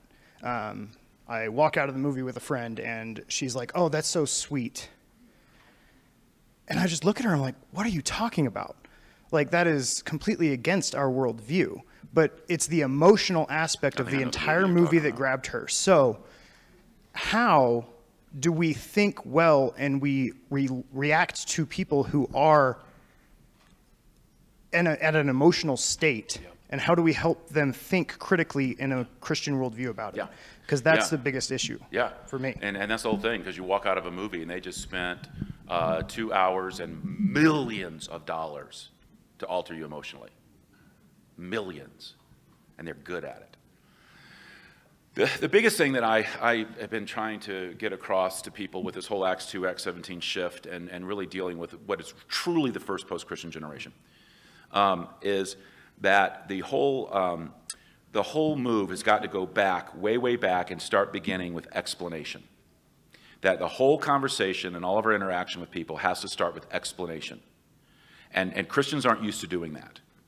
We're used to talking with spiritual buzz talk or spiritual shorthand or thinking there's already some type of theological worldview or that there's some type of common value system. In other words, we really have kind of an Acts 2 mindset, that they're at least God-fearing Jews. So we don't know how to explain things and go way back. So, for example, it's not enough to say when you're speaking, like I'll just use like for someone who's a communicator, it's not enough to get from the King James Version to the NIV or get uber hip and use Peterson's The Message. Now you have to stand up and say, this is a Bible. Okay. It's got like 66 different books in here. Don't be freaked out. Hold on. 66. Been by 40 authors over 700 years. But wait. There's one story. I can tell you that story. So you have to go so back, so far back. So these conversations about assisted suicide or gender fluidity or all these different things, you have to go way back and say, okay, what is sex? Let's talk about that. Let's not even talk about the issues right now. Let's go way back. What is sex? What was God's vision for it? What was up with male and female? What was up with marriage? What was up with that? What was up with intercourse and orgasms and all that kind of stuff? Can we talk that way? Because we got to be able to. What was up with that? Okay, I think it had to do with intimacy. I think it had to do with community. I think it had to do with procreation. I think it had to do with some of this stuff. Can we start talking about it at that most foundational level and work our way forward? We've got to be able to have those conversations. We're used to either a quick evangelistic presentation or a quick denunciation. We need to do the hard work of explanation to a post-Christian world that doesn't even have the memory of the gospel.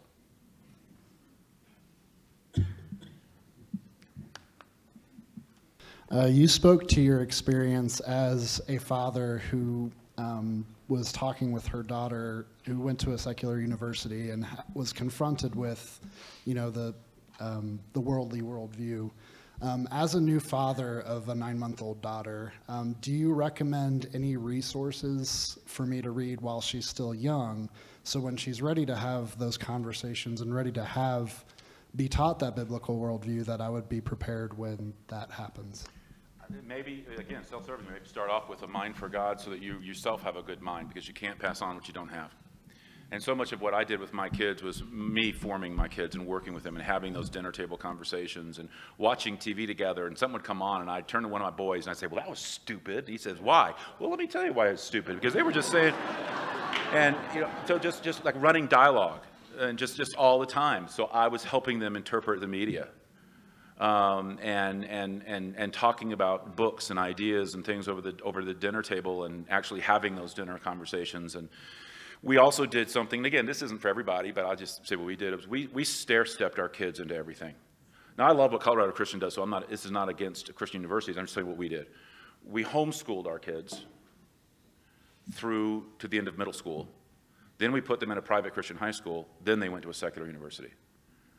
And by the time they got to that secular university, they were every professor's terror.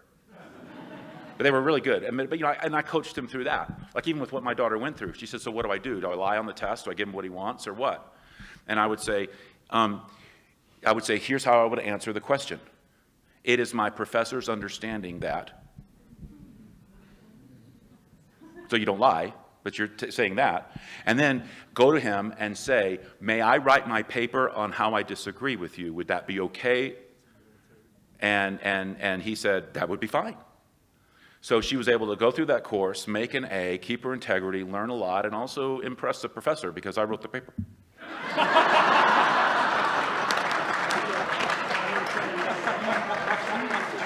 Sort of.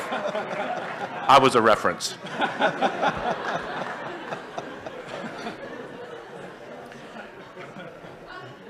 I taught the guy. No, he did. He was a foreign. There's another story. Can I follow on with another sort of practical question? Because you've spoken about reading and technology. Are you a fan of Audible books, audible.com? How do podcasts fit into the intellectual diet of feeding and forming a mind? If I'm in a cranky mood, I say you still need to read. If I'm not, then I would say that there's certainly part. Let me answer. Here's the most honest way I know how to answer that. I do think studies have been shown that the actual act of reading works your mind in ways that listening does not. So I do think that at best you need both. At best you need both, because there is a sense where you work something different, if not more, when you read and engage. And also, maybe this is my own style, that you can mark up and write in the edges, and that engagement you have with that book you've kept forever, which is why a book I've read is prized for me, because it's not just been read, it's been engaged and eaten up and written all over. The other thing I would say is, though, when I talk, and I'm sure many of you do this with your students, but particularly with smaller groups, but whenever I mentor someone, or I agree to do that, my first question always is, how do you best learn?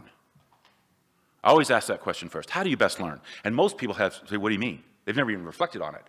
I said, well, would you rather read a book, listen to something audibly, talk about something verbally with one-on-one or with a small group, or what? How do you best learn? And then when I kind of give them those options, say, oh, gosh, I'd much rather get together with some people and talk about it. Okay, so you're an Oxford-style person, because that's the way they do it. That's all they do. Or someone says, oh, just give me like man, if you could just give me the books to read, you know. I said, okay, I know about you. And then someone says, I like to listen. And then I kind of know how they're wired up. So I think everybody, whatever your basic preference is, go ahead and let that be how you learn, but don't violate the other disciplines.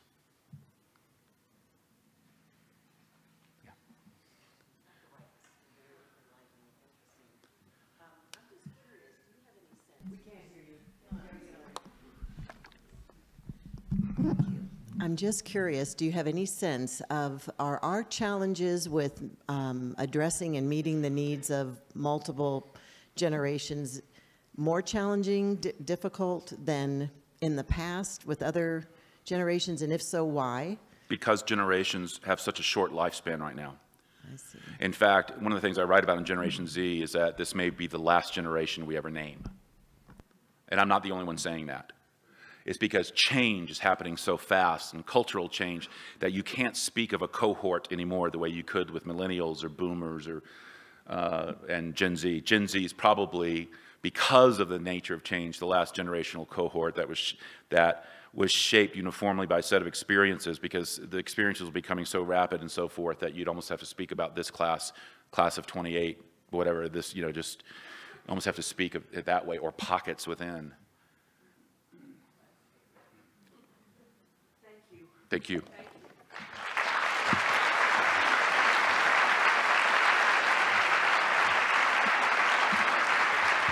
Yeah, that was good. Thank you. John Maxwell is our Director of Campus Security. Been here since 2016. Born and raised in the Central Coast region of California. Graduated from San Diego Christian College in 1987. With a major in computer science. Gary. Worked as a police officer with the California Highway Patrol for 28 years, primarily in San Francisco Bay Area and in the Central Valley region. He retired as a lieutenant in the department's Protective Services Division at the state capitol in Sacramento. In 2015, he moved to Fort Collins with his wife, Christy, and children, where they attend Mill City Church on the Colorado State University campus. He worked part-time with the Juvenile Diabetes Research Foundation. He provides technical support for several charities, and he is our campus security director that's going to, where are you? Are you over here? Please come up and address the faculty and staff.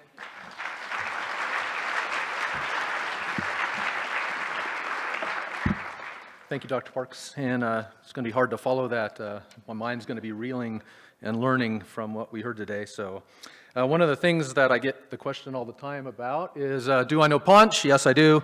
So there you go. One of the things, and it just comes along with what was spoken about today, is the media really dictates what we think about on a daily basis. And in law enforcement, that's one thing that we deal with a lot. And one thing that I want to talk about today a little bit is how that influences us on a day-to-day basis on this campus, on your daily lives at home, out shopping, at the movies, and more so to make you aware and to be prepared, not to be in fear, and not to just be complacent or numb about it as well. With the number of things that occurred within the last 10 days, albeit Las Vegas was about a month and a half ago, in the last 10 days, most of those headlines are up there, and some are local, some are national, shootings, mass shootings, terrorist incidents. We can become numb to it because the next news cycle is going to have a new story. And that's one thing I don't want you to do, and I want you to be thinking about what to do if a situation comes up on this campus or if you're out in public anywhere else. So that's the goal here today. It's not to scare you, but it's to make you think about it and to have a plan in place before it does occur. I'm going to show a video. It's called Run, Fight, Hide. You may have seen it. And again, it's just one of those things I want you to look at, and I want you to put yourself in the situation and think about if you had to encounter the situation, what would you do in that situation? Have a plan ahead of time.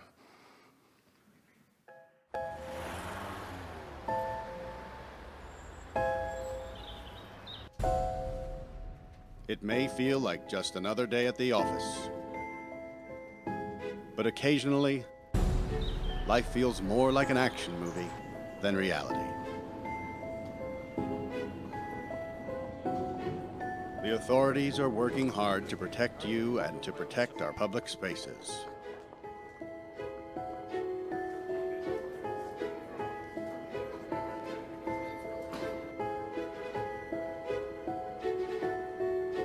But sometimes bad people do bad things. Their motivations are different. The warning signs may vary, but the devastating effects are the same. And unfortunately, you need to be prepared for the worst.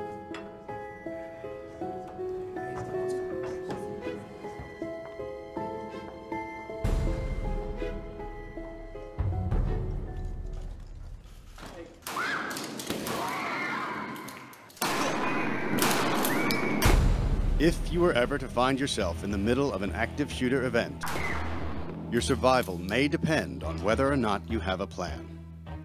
The plan doesn't have to be complicated. There are 3 things you could do that make a difference. Run, hide, fight. First and foremost, if you can get out, do. Always try and escape or evacuate, even when others insist on staying. Encourage others to leave with you, but don't let them slow you down with indecision. Remember what's important, you, not your stuff. Leave your belongings behind and try to find a way to get out safely. Trying to get yourself out of harm's way needs to be your #1 priority. Once you are out of the line of fire, try to prevent others from walking into the danger zone and call 911.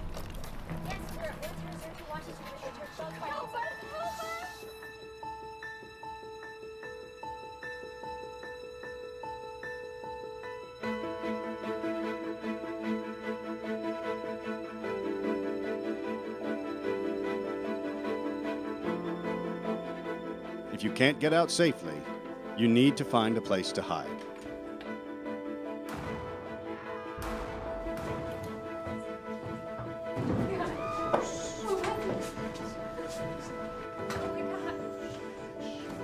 Act quickly and quietly. Try to secure your hiding place the best you can. Turn out lights, and if possible, remember to lock doors. Silence your ringer and vibration mode on your cell phone. And if you can't find a safe room or closet, try to conceal yourself behind large objects that may protect you. Do your best to remain quiet and calm.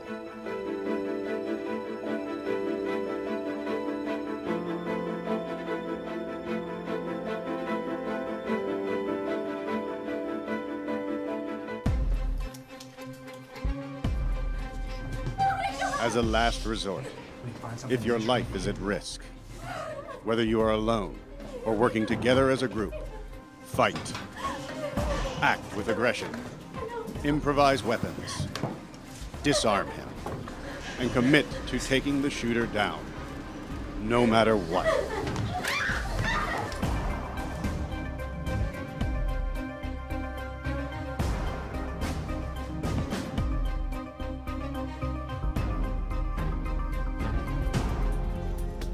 Try to be aware of your environment. Always have an exit plan. Know that in an incident like this, victims are generally chosen randomly. The event is unpredictable and may evolve quickly. The first responders on the scene are not there to evacuate or tend to the injured. They are well trained and are there to stop the shooter.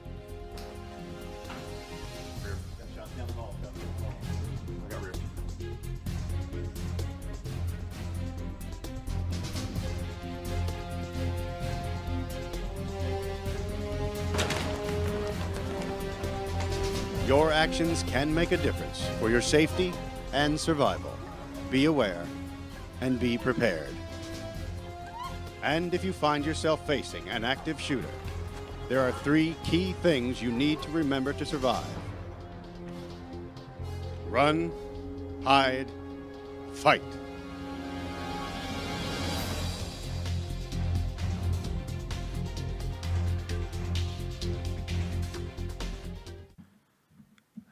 Sorry I didn't warn you. It can be a little graphic in violence, but again, it is a reality that you could face.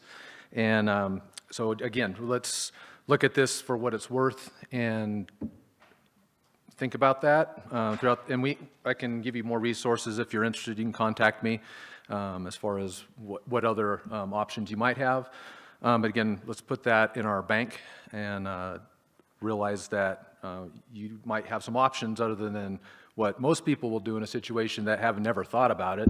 Is it's gonna be the flight or fight, or they're gonna freeze, and they're not gonna have a plan, and they're gonna become a victim, and we don't want that. Law enforcement and EMS greatly changed the way they responded to these type of incidents after Columbine here in 1999.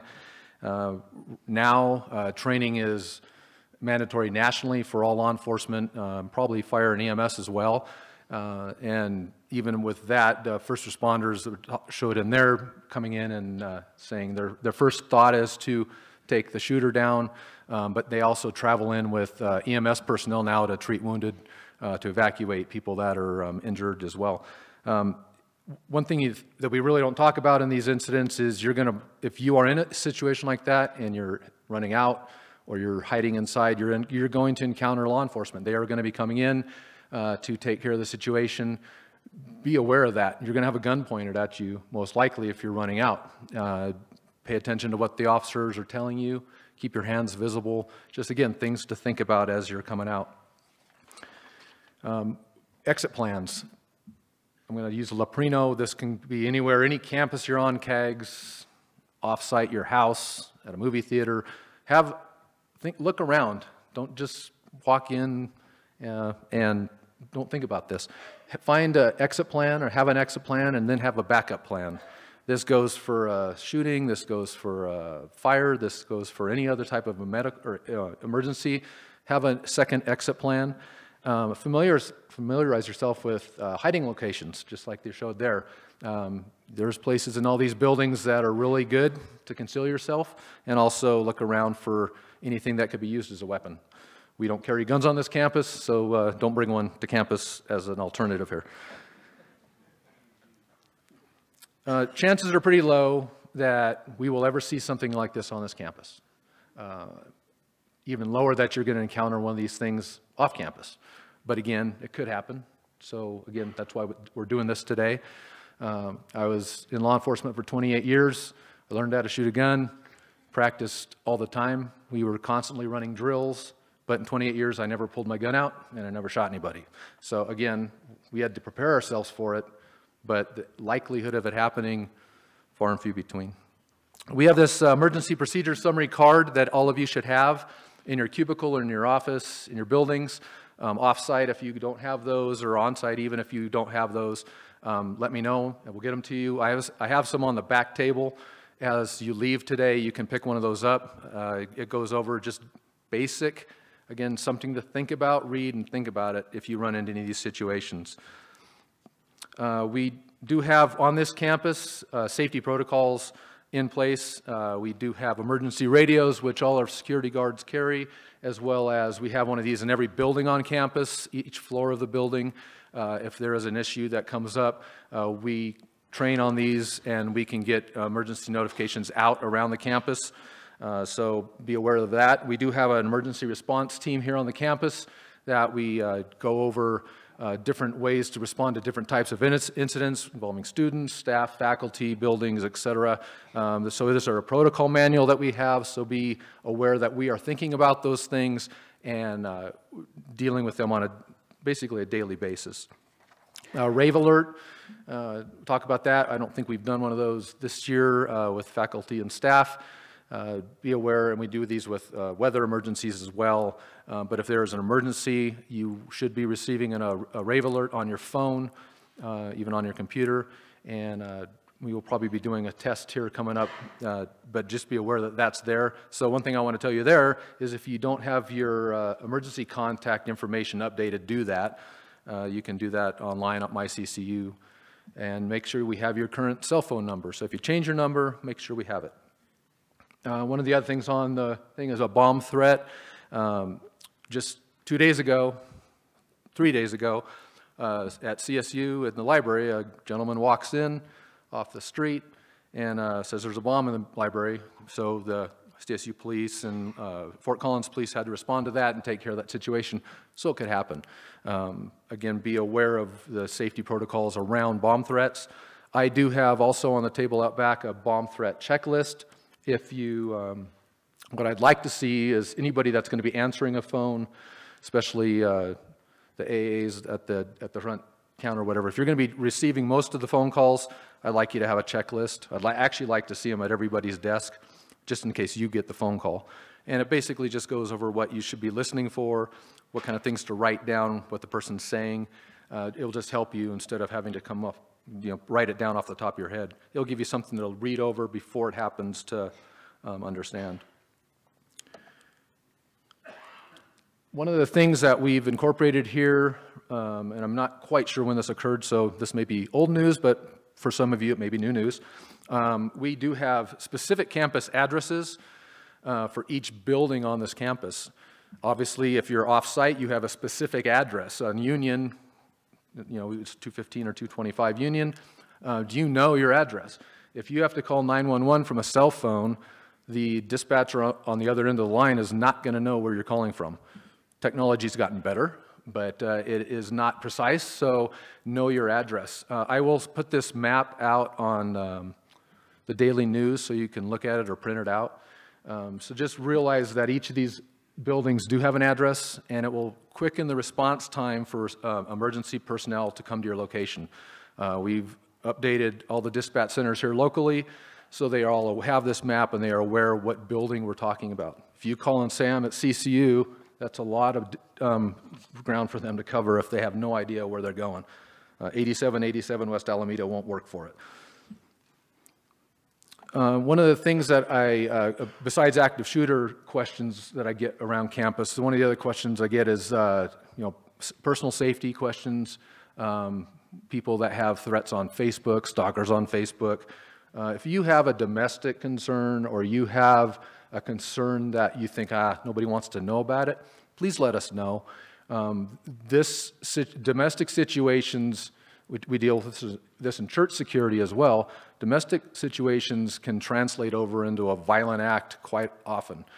So if you have a situation, I'd like to know about it. We start with me, and then we can move from there if we think we need to move on. But it's something that don't just keep it to yourself. We're here to help you with that, give you some suggestions, and again, don't be afraid to say anything. And we had the wonderful chapel last Tuesday, on homelessness. Another question that comes up recently, or quite often for me, we do have a transient population in Lakewood, as anywhere else, coming out of Denver. But our campus is not a target, but we do have a lot of people that will walk into Bonhoeffer. They'll walk through campus. So be aware of that. And we want to obviously respond in love, but I don't want you to become complacent. I'm not going to go into a bunch of statistics or specific issues with the homeless population, but I don't want you to be overly trusting as well. They may have completely pure objectives, but they may not. I would prefer that you contact security immediately if you encounter somebody that walks into the office looking for assistance. We're not going to come in with guns a-blazing. We don't have them. We're going to come in to protect you, first of all, but we also deal with these people on a daily basis that you may not know about. We're going to determine if Lakewood Police Department needs to be called. We're going to determine if they need assistance. We'll transport them to the hospital. We're there to protect you, but also to get them the assistance they need, and we'll have the resources that you may not. So again, don't just assume that they're there with good intentions. One of the things that came up the other day was about, should I give someone $5 on the side of the street if they're asking for it? Well, that's a personal preference for you, but there are people out there that know how to deal with these situations, so let them handle it.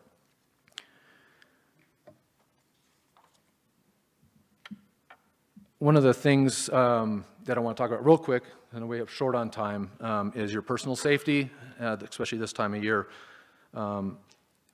When you're walking into work, walking at home, walking into a store, walking into a bank, be aware of your surroundings. Don't just look at your cell phone. Another thing we do, we look at our cell phones when we're walking places. We're not paying attention to what's going on around us. We're not paying attention to the surroundings. Right up the street, September 19th, at King Soopers, we had a student walking in there, walked right into an armed robbery that was in progress at the time, right up the street. It happens. So again, be aware of what you are walking into. This slide here has a guy breaking into a car. We have cars all over this campus at Mile High, and we have one security guard working most of the time. So we can't cover every minute of every day. Our cameras don't cover every square inch of this property. So don't leave valuables in your car. Don't leave stuff out that is going to make you a potential target. And that goes for at church. In church security, we deal with the same thing. People leave laptops and everything else in their car, and what a perfect opportunity for a thief. He knows you're going to be in church for an hour to break into a car and steal from you. So just be aware of that. Christmas, this time of year, law enforcement beefs up their patrols of shopping centers, but don't go shopping and fill your back seat full of presents and go shopping again for another couple hours. You're going to come out and you're not going to have presents in your car. How many of you have a garage door opener in your vehicle right now? Okay, most of you. One of the things that we deal with in law enforcement is you have a garage door opener sitting in your car. You also have a registration card sitting in your car. The registration card with the red arrow has an address on it. The one with the green arrow does not. If you're a Colorado resident, you'll receive both of these when you renew annually. Please put the one without the address in your car. You're at school teaching for 8 hours a day. Bad guy comes, breaks into your car, takes your registration card and your garage door remote, and now he has 8 hours of free time to go take whatever he wants out of your house because he knows where you live. So just be aware of that. Just one of the more important things I'd like to point out today. I'm new to Colorado. I've only been here a year. I haven't got stuck in the snow or a blizzard yet, but when you're when you're coming to and from work or with your family, I encourage you to have a safety plan in place. have emergency supplies in your vehicle. You probably already know all this. I'm learning this. But be prepared for that. Be prepared to get stuck somewhere. Have water, food, blankets in your car just in case. It's one of the things that is new to me because we didn't have these type of issues in California. However, law enforcement may not be able to get to you if you're stuck on I-25 in a blizzard for 4 or 5 hours, maybe even longer. So just, again, mentally, physically prepare yourself for that. My commitment to all of you and to this university as Director of Security is that I will continually look for ways to enhance the programs that are already in place, the systems that are in place, make changes if we have to, but I haven't seen that yet that we need. That's not a need. But I want to do what I can to help better the safety of all of you in this campus. And one more, as you travel during the holiday season, again, making plans, that's my big thing. Think ahead, think for yourself, make a plan for any travel issues, travel emergencies, traffic. We all know traffic is horrible around here, especially on 25. Not like LA though, so you don't have to worry about that. So anyway, plan ahead, give yourself plenty of time, and make sure you're wearing your seatbelt. I see a lot of people here in Colorado that this may not be a big issue as it was in California. One of the things that I was focused on for basically most of the 28 years was increasing our use of seatbelts, and we got up to about 98% usage, so it was great. Here I see a lot of people that do not wear seatbelts, so wear your seatbelt. Thank you very much.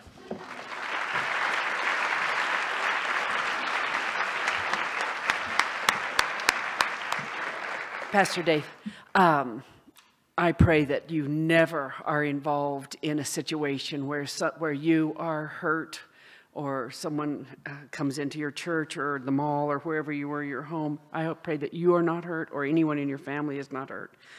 But we live in a time, you guys, there's a lot to be afraid of.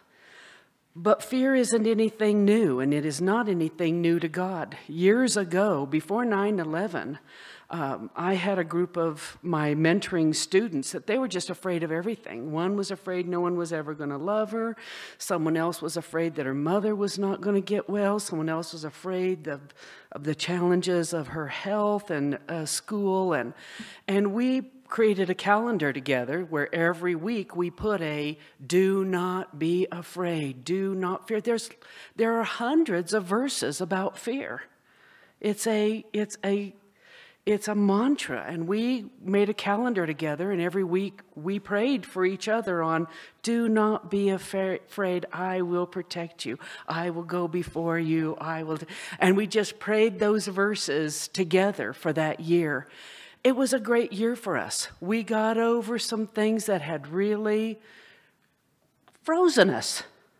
See, do you see this enemy and the power of freezing us through fear? That is just from hell. So, Pastor Dave, before I continue, God bless you. I'm going to ask you to stand with me as we close in prayer.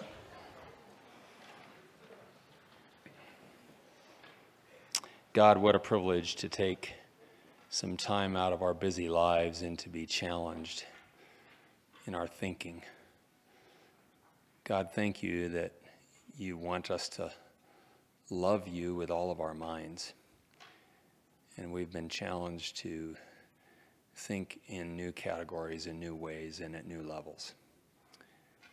God, we want to be like the men of Issachar that not only know and understand our culture, but to know how to respond and what to do and how to react.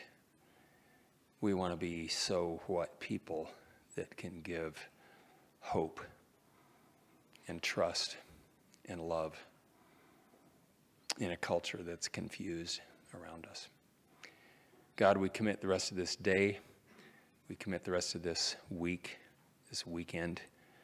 We commit the rest of this semester. It's going fast to you, for your honor, for your glory. We pray these things in Jesus' name. Amen. Amen. Thank you.